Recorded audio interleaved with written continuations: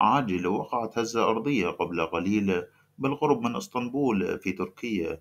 إليكم التفاصيل. وبحسب مركز الزلازل العالمي فإن عمق الهزة الأرضية كان 13 كيلو مترا. وقعت الهزة الأرضية عند الساعة 4:09 مساء بالتوقيت المحلي لتركيا. وكانت الهزة الأرضية بقوة 4.6 درجات.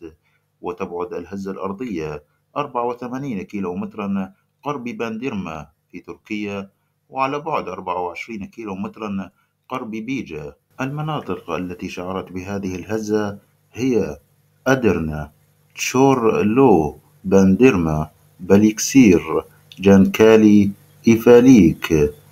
لم تردنا أي تقارير عن وجود أي إصابات أو أضرار حتى هذه اللحظة. نتمنى لكم السلامة جميعا. سنوافيكم بأي تفاصيل جديدة حال توفرها. لا تنسونا باللايك والاشتراك في القناة. شكرا جزيلا لكم وإلى اللقاء.